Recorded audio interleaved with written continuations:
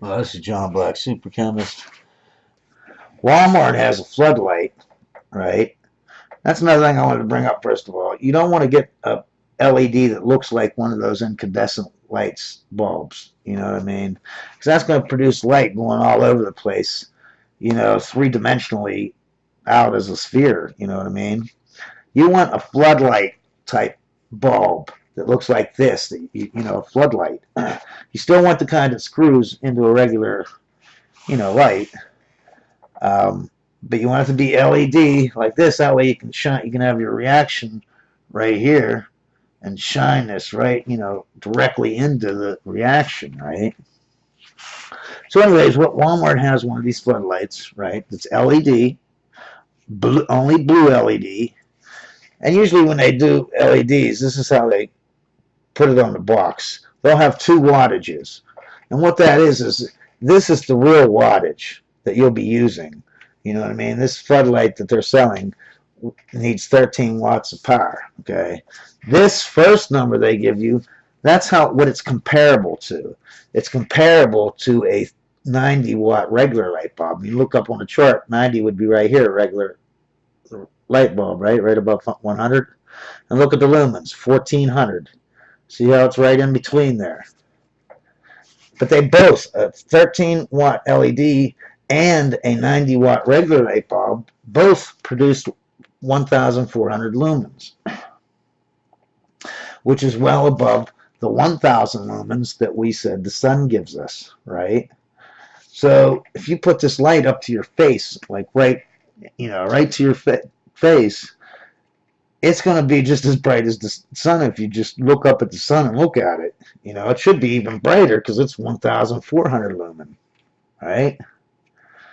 So that should definitely be good enough. But the reason why it doesn't matter is because they're $7.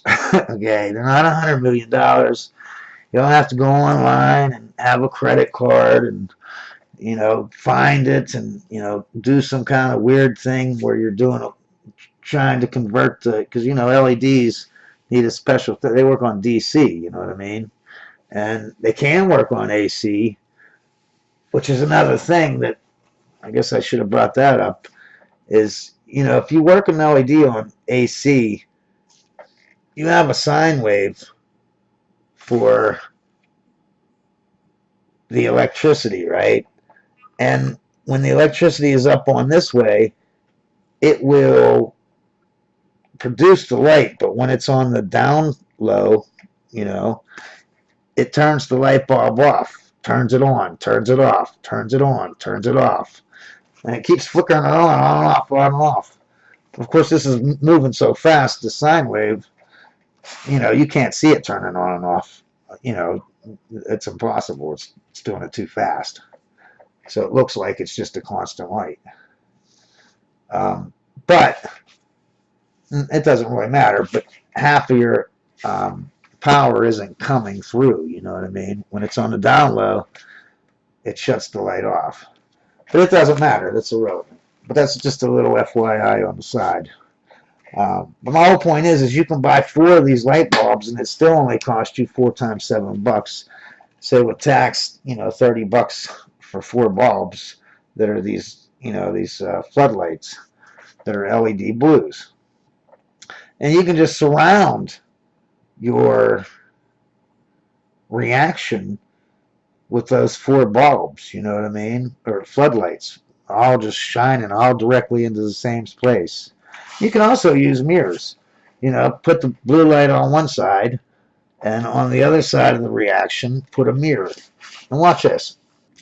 All right, now look, this is like your reaction mixture. That hose is coming in. That's your chlorine, and you have your toluene here, you're refluxing it, and here's your condenser. There's your heating source. I just put a flame just to, put something there.